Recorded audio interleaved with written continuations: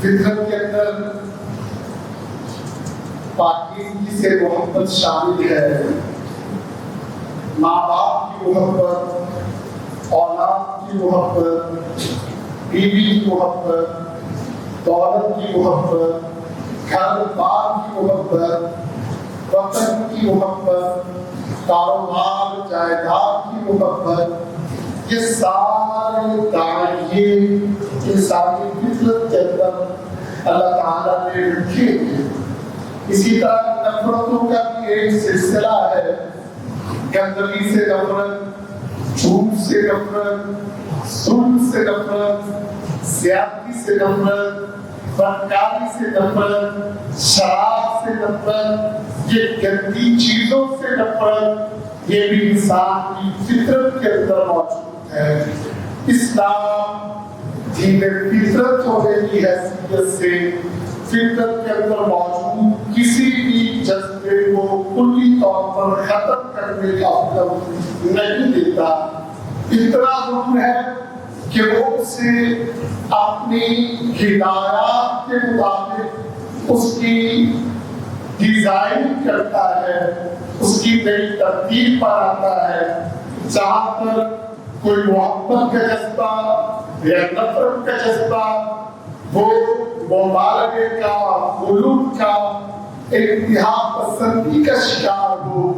اسلام سے درجہ اعتدال میں لاتا ہے، اس کا درست راستہ متعین کرتا ہے، طریقہ کار دیتا ہے۔ دیکھ لیں اللہ تعالیٰ نے انسان کی فطرت میں رکھا ہے کہ انسان کھانے پینے کو پسند کرتا ہے، تو اللہ نے حلال اور حرام کی تقسیم دے دی، یہ حلال ہے اسے کھاؤ، یہ حرام ہے اس سے بچو۔ انسان کی فطرت کے اندر ہے کہ وہ دولت سے محبت کرتا ہے، مال جمع کرنے کو ترجیح دیتا ہے۔ اللہ تعالیٰ نے اس سے روکا نہیں، لیکن مال کمانے کے لیے بھی حلال راستے دے دیے، حلال پر چلنا ہے، حرام سے بچنا ہے اور حلال کمانا ہے، اور اسے جمع کرنے سے بھی نہیں روکا۔ آپ جمع کریں، جائیدادیں بنائیں، مال دولت جتنا جمع کر سکتے ہیں حلال سے جمع کریں، اسلام نہیں روکتا، لیکن اتنا ضرور کہہ دیا کہ جو مال تیرا اگر نصاب سے زیادہ ہے تو اس پہ زکات دینا فرض ہے، سالانہ زکات دینی ہے، اللہ کی راہ میں مال خرچ کرنا ہے، اس کا تزکیہ، اس کی پاکیزگی کا راستہ بتا دیا۔ انسان کی فطرت کے اندر ہے کہ وہ شہوت پسند ہے، جنسی جذبہ رکھتا ہے، جنسی تعلقات قائم کرنے کا شوق رکھتا ہے۔ اللہ کا دین منع نہیں کرتا، آپ جنس اور جنسیت کی طرف جائیں، اللہ کا دین روکتا نہیں، لیکن لمٹس مقرر کر دی، شادی کرو، نکاح کرو، شادی نکاح کے بغیر اگر کسی خاتون کے ساتھ اپنا تعلق قائم کرتے ہو، حرام ہے، زنا ہے، بدکاری ہے، اللہ کی ناراضگی کا سبب ہے، اس کی حدود طے کر دی۔ ایک شادی ہے ایک آدمی کی، لیکن وہ سمجھتا ہے کہ میری طبیعت کے لیے ایک شادی کافی نہیں ہے، دوسری کر لے، تیسری کر لے، چوتھی کر لے، 4 تک شادیاں کرنے کی اجازت دے رہی، لیکن بدکاری کی اجازت، لیونگ ریلیشن شپ کی اجازت، گرل فرینڈ کے تصور کی اجازت اسلام نے کسی صورت میں نہیں دی۔ یہ اسلام ہے جو دین فطرت ہے، اور فطرت کے اندر موجود کسی بھی جذبے کو ختم کرنے کی بجائے اس کے حوالے سے درست رہنمائی کرتا ہے، راستہ دکھاتا ہے، درست منہج دیتا ہے، صحیح طریقے کار دیتا ہے، اس کی حدود مقرر کرتا ہے۔ ماں باپ کی محبت، بیوی بچوں کی محبت، رشتہ داروں کی محبت، جائیداد کی محبت، اولاد کی محبت، کاروبار کی محبت، گھر مسکن کی محبت، وطن کی محبت، یہ ساری محبتیں اللہ تعالیٰ نے قرآن مجید میں گنی اور گن کی کہا وَحَبَّ إِلَيْكُمْ مِنَ اللَّهِ ورسوله وجہاد فی سبیلہ، یہ ساری محبتیں رکھو چاہے سے، لیکن ایک یاد رکھنا یہ ساری محبتیں اللہ رسول اور اللہ کی راہ میں جہاد کی محبت کے تابع ہو۔ اگر یہ اللہ کی محبت سے زیادہ ہو گئی، اللہ کے رسول کی محبت پہ غالب آ گئی، جہاد فی سبیل اللہ پہ غالب آ گئی، فَتَرَبَّصُوا حَتَّىٰ يَأْتِيَ اللَّهُ بِأَمْرِهِ، پھر انتظار کرو حتیٰ کہ اللہ تعالیٰ تم پہ اپنا عذاب مسلط کر دے۔ یہ ساری تمہید جو میں نے ابھی آپ کے سامنے رکھی ہے، اس کا مقصد بڑا ہی واضح ہے، اور وہ یہ چیز سمجھنا اور سمجھانا ہے، جس طرح ہم نے پچھلے خطبہ جمعہ میں یہ واضح کیا کہ آزادی اللہ کی بہت بڑی نعمت ہے، اور آزاد وطن کا وجود اللہ کا بہت بڑا احسان ہے، جہاں وہ وطن جہاں آپ اللہ کے حکموں کے مطابق پوری آزادی کے ساتھ اپنی مرضی کے ساتھ اللہ کے حکموں پہ عمل کر سکتے ہو، حقوق لا سکتے ہو، یہ اللہ کا بہت بڑا احسان ہے۔ آج اسی کے ساتھ ملتا ہوا موضوع بیان کرنا چاہتا ہوں کہ وطن کی محبت، اپنے علاقے کی محبت، اپنے شہر کی محبت، اپنے ملک کی محبت گناہ نہیں ہے، جرم نہیں ہے، اللہ اور اس کے رسول کے ہاں ممنوع نہیں ہے۔ کیوں؟ اس لیے کہ یہ فطرت کے شامل ہے، جس فطرت کے اللہ نے انسانوں کو پیدا کیا ہے اس فطرت میں شامل ہے۔ منع کیا ہے؟ منع تب ہے وہ وطن کی محبت ہو، شہر کی محبت ہو، علاقے کی محبت ہو، گھر کی محبت ہو، گھر والوں کی محبت ہو، جب وہ اللہ اور اس کے رسول کے مدے مقابل کھڑے ہو جائیں، ایک طرف اللہ رسول کا حکم ہو، ایک طرف وطن کی محبت کا تقاضا ہو، اور آدمی اللہ اور رسول کے حکم کو پیچھے پھینک دے اور اپنے وطن کی محبت کو یا اپنے رشتے دار اور خاندان کی محبت کو یا مال دولت جائیداد کی محبت کو ترجیح دے دے، پھر یہ اللہ کے عذاب کا باعث بنتی ہے اور اللہ کی ناراضگی کا سبب بنتی ہے۔ اللہ تعالیٰ نے انسان ہی نہیں جانوروں کی فطرت میں رکھا ہے، وہ اپنے گھر سے اپنے علاقے سے محبت کرتے ہیں، اپنے گھر کے ساتھ ان کا ایک رشتہ ہوتا ہے، ایک تعلق ہوتا ہے۔ یہ بزرگ جو بیٹھے سے پوچھو، پہلے جب گھوڑے ہوتے تھے اور گھوڑوں پہ ٹانگوں پہ لوگ سواریاں کرتے تھے، نوجوانوں میں سے بھی کئیوں کو تجربہ ہوگا، گھوڑے جب اپنے گاؤں سے نکلتے تھے تاکہ ان کی رفتار اور ہوتی تھی، اور جب وہ اپنے گاؤں کی طرف واپس پلٹ رہے ہوتے تھے رفتار اور ہوتی تھی۔ جانوروں کے اندر اللہ نے کی فطرت رکھی ہے، وہ اپنے گھر سے اپنے وطن سے محبت کرتے ہیں، ایک تعلق رکھتے ہیں۔ قرآن مجید میں اللہ تعالیٰ نے گھر کی محبت، وطن کی محبت، اس کو ایک بڑا کریڈٹ دیا ہے۔ فرمایا وَلَوْ أَنَّا كَتَبْنَا عَلَيْهِمْ أَنِ اقْتُلُوا أَنفُسَكُمْ أَوِ اخْرُجُوا مِنْ دِيَارِكُمْ مَا فَعَلُوهُ إِلَّا قَلِيلٌ مِّنْهُمْ، اگر ہم لوگوں کو یہ فرض کر دیتے کہ اپنے آپ کو قتل کرو یا اپنے گھروں سے باہر نکل جاؤ، تو ان میں سے بہت تھوڑے لوگ یہ کر پاتے۔ اسی طرح اللہ تعالیٰ نے یہودیوں کے متعلق ارشاد فرمایا کہ یہودی کیا کرتے ہیں،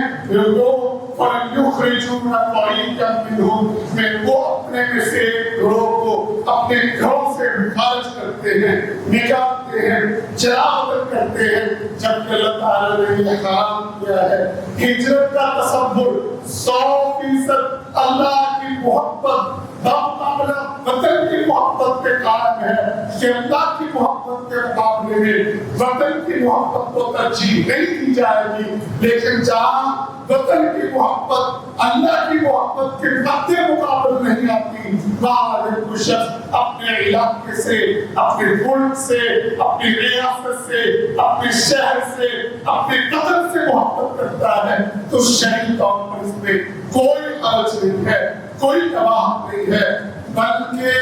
اللہ کے رسول صلی اللہ علیہ وسلم کی طرف دیکھیں تو یہ واضح ہوتا ہے کہ اپنے وطن کا دفاع، اپنے علاقے کا دفاع، اپنے شہر کا دفاع اللہ تعالیٰ نے اہل ایمان پہ فرض کیا ہے۔ اہل ایمان کسی شہر میں بستے ہو، کسی علاقے میں بستے ہو، کسی ملک میں بستے ہو، اس کا دفاع، اس کی سرحدوں کا دفاع، دشمن کے مقابلے میں یکجہت ہو کے دشمن کے ساتھ لڑنا، راتوں کو سرحدوں پہ پہرا دینا، سرحدوں کی حفاظت کرنا، دشمن کی سازشوں سے خبردار رہنا، دشمنوں کی سازشوں کا مقابلہ کرنا، یہ اللہ اور اس کے رسول کا حکم ہے۔ قرآن مجید کے اندر بھی یہ بات موجود ہے۔ آپ دیکھیں غزوہ بدر بنیاد کیا تھی؟ غزوہ احد اللہ کے رسول صلی اللہ علیہ وسلم مدینہ کے دفاع کے لیے مدینہ سے باہر نکلے، 70 صحابہ شہید ہو کے اللہ کے رسول صلی اللہ علیہ وسلم کے بنیاد کیا تھی؟ مدینے کا دفاع تھا۔ اگر غزوہ خندق کو دیکھیں، غزوہ احزاب جس کا اللہ تعالیٰ نے قرآن مجید کے اندر بڑی تفصیل کے ساتھ سورہ الاحزاب میں تذکرہ کیا ہے، اِذْ جَاءُوكُم مِّن فَوْقِكُم وَمِنْ أَسْفَلَ مِنكُمْ وَإِذْ زَاغَتِ الْأَبْصَارُ وَبَلَغَتِ الْقُلُوبُ الْحَنَاجِرَ وَتَظُنُّونَ بِاللَّهِ الظُّنُونَ۔ فرمایا جب مدینہ پہ حملہ کرنے کے لیے اللہ کے دشمن اوپر نیچے ہر طرف سے آگے، جب انسانوں کے مسلمانوں کے دل ڈر کے مارے، خوف کے مارے حلق میں آئے پڑتے تھے اور لوگ اللہ کے متعلق بدگمانیوں کا شکار ہو رہے تھے کہ اب کے بچنا ممکن نہیں ہے، دشمن کا غلبہ ہو جانا ہے، دشمن قابض ہو جائے گا، مدینہ چھین لے گا۔ فرمایا یہ موقع تھا، هنالك ابتلي المؤمنون وزلزلوا زلزالا شدیدا۔ اس موقع پر مومنوں کی آزمائش کی گئی، پوری طرح ہلا کے رکھ دیے گئے۔ وہ ہلانا کس بات پر تھا؟ اس کی بنیاد وطن کی محبت نہیں تھی تو اور کیا تھا؟ وہ آزمائش کس بنیاد پر تھی؟ وہ بنیاد وطن کا دفاع نہیں تھا، وطن کا بچاؤ نہیں تھا تو اور کیا تھی؟ اللہ نے قرآن مجید میں سورہ الاحزاب کا تذکرہ کیا، اس کے منافقین کا تذکرہ کیا، بنو قریظہ کے یہود، ان کو سزا دی گئی، عبرتناک قسم کی سزا۔ وہ سزا کی بنیاد کیا تھی؟ وہ وطن کا دفاع کے اندر ناکامی تھی۔ اللہ کی قسم یہ وہ مسئلہ ہے، جب وطن کا دفاع آتا ہے تو پھر اللہ کے رسول صلی اللہ علیہ وسلم کی سیرت طیبہ کو ہم دیکھتے ہیں تو صرف مسلمانوں کی بات نہیں ہے، بلکہ آپ نے وطن کے دفاع کے لیے، مدینہ کے دفاع کے لیے مشرکین کو بھی ساتھ ملایا اور خزرج کے مشرک جنہوں نے ابھی کلمہ نہیں پڑھا تھا ان کے ساتھ بھی آپ بیٹھے۔ آپ نے مدینہ کے یہود کو بھی ساتھ بٹھایا۔ میثاق مدینہ کیا تھا؟ دنیا کا پہلا لکھا ہوا منشور وہ کیا تھا؟ اس کی بنیاد کیا تھی؟ اس کی بنیاد صرف اور صرف مدینہ کا دفاع تھا۔ آپ نے یہود کے ساتھ معاہدہ کیا تھا، یہ معاہدہ کس بنیاد پر تھا؟ مدینہ پہ کوئی بھی قوت حملہ کرے گی، مدینہ پہ کوئی بھی طاقت حملہ آور ہوگی، مسلمان بھی، یہود بھی، مشرکین بھی، سارے مل کے دفاع کریں گے، سارے مل کے اس کے خلاف لڑیں گے، سب ایک ہوں گے، اپنے اپنے خرچ کی بنیاد پر دشمن کے خلاف لڑیں گے۔ کوئی بھی مدینہ کے دشمن کو نہ دفاع دے گا، نہ امیونٹی دے گا، نہ ریفیوجی دے گا، نہ اس کو پناہ دے گا، نہ اس کو ہیلپ آؤٹ کرے گا۔ کسی صورت بھی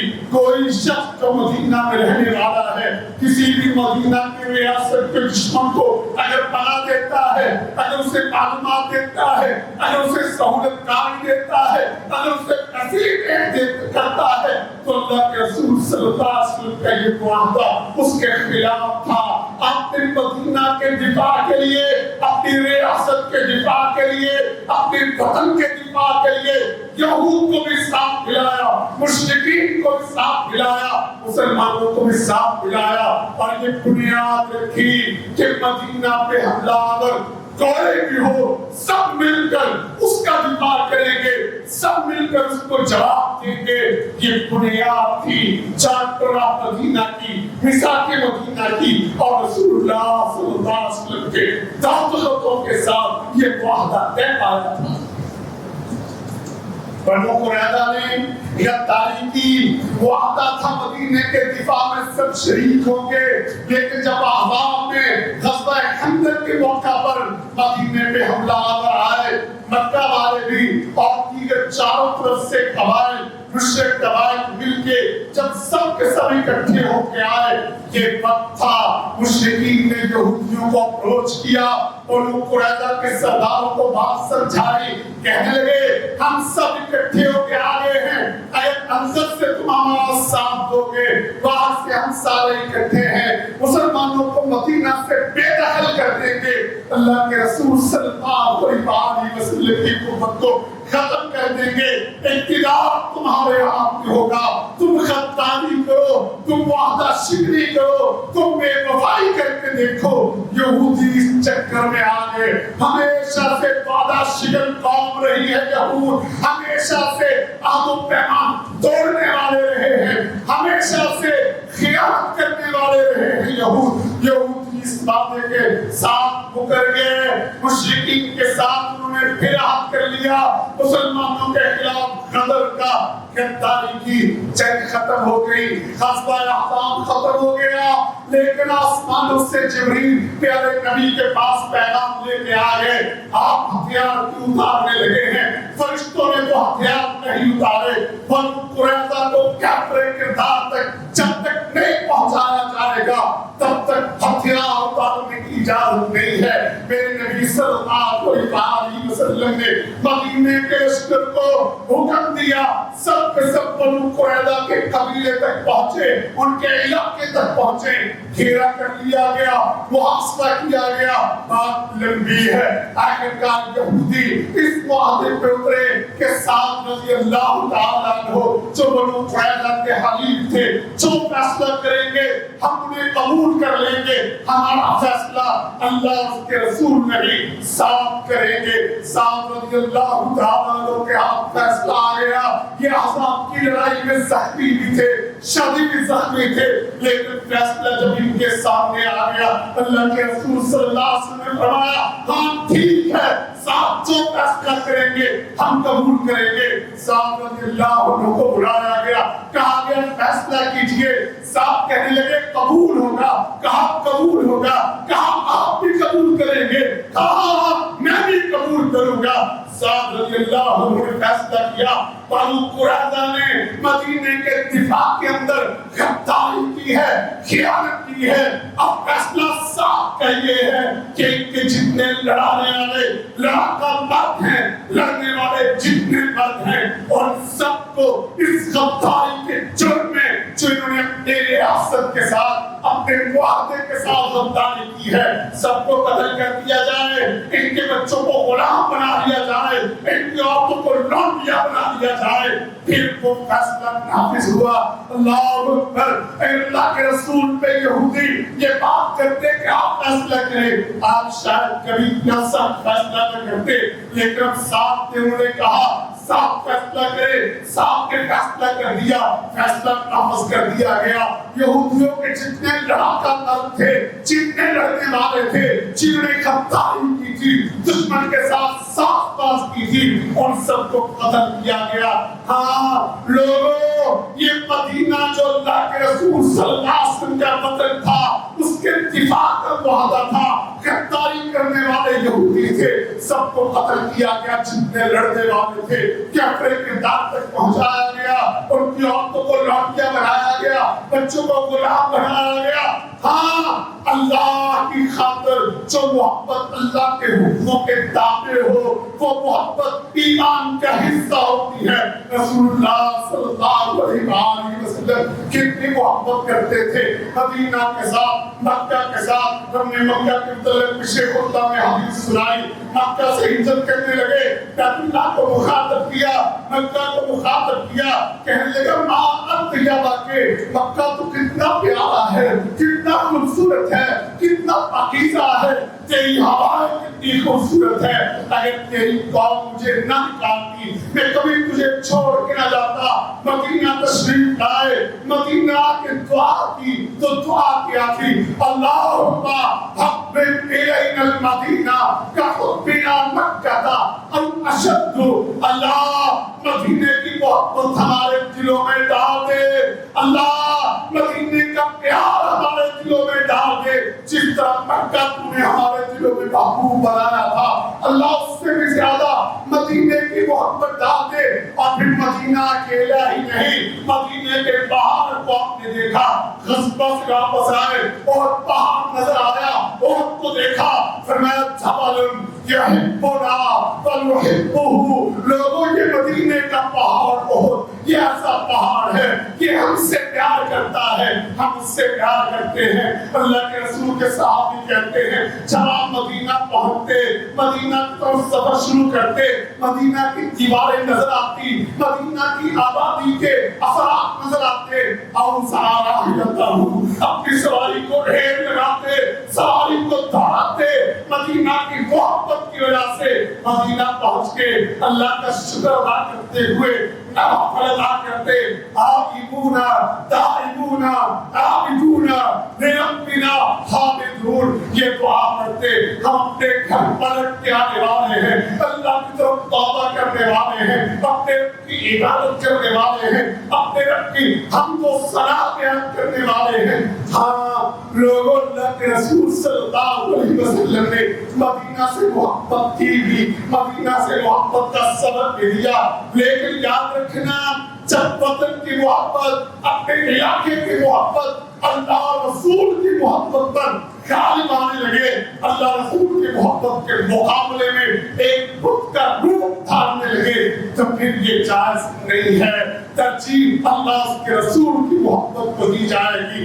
ہمیشہ ایک مسلمان کی پہلی ترجیح سارے رشتوں ناطوں کے مقابلے میں، ساری محبتوں کے مقابلے میں، سارے تعلقات کے مقابلے میں صرف اور صرف اللہ رسول کو ہے۔ لیکن جب اللہ رسول کے ساتھ بغاوت نہ ہو، جب اللہ رسول کی تابعداری ہو، اور لوگ اہل پاکستان اللہ کی قسم جب بات لا الہ الا اللہ محمد رسول اللہ کی بنیاد پہ بننے والے وطن کی ہو، اور اس کا دفاع لا الہ الا اللہ محمد رسول اللہ کی بنیاد پر ہو، اور اس کے دشمن اسے مٹانا چاہتے ہو، تو وہ بھی لا الہ الا اللہ محمد رسول اللہ کی وجہ سے مٹانا چاہتے ہو، اس کے ایٹمی پروگرام کو اسلام کا ایٹمی پروگرام کہہ کے اسے ختم کرنے کی بات کی جاتی ہو، تو اللہ کی قسم اس بنیاد پر اپنے وطن سے محبت سچی بات ہے اور بڑی بات ہے،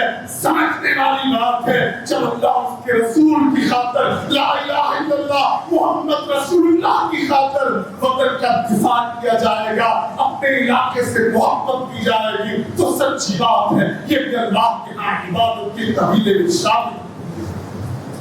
تو آئیے اس فلسفے کو سمجھیں کہ محبت کسی کی بھی ہو، بنیاد اس میں اللہ اور اس کے رسول کی محبت ہے۔ خالق اللہ رسول کی محبت، اس کے زمن میں رہتے ہوئے، اس کے تحت رہتے ہوئے ساری محبتیں اسلام نہیں روکتا، نہیں منع کرتا۔ آئیے یہ عزم دلچسپ کریں، یہ عہد کریں کہ ہم لا الہ الا اللہ محمد رسول اللہ کی بنیاد پر پاکستان کے ساتھ محبت بھی کریں گے، اس کا دفاع بھی کریں گے، اس کی بقا کے لیے لڑیں گے بھی، اور اس کے دشمنوں کو کیا اپنے کردار تک بھی پہنچائیں گے۔ اللہ ہمیں قرآن و سنت صحیح معنوں میں سمجھنے، جاننے اور عمل کرنے کی توفیق عطا فرمائے۔ وآخر دعوانا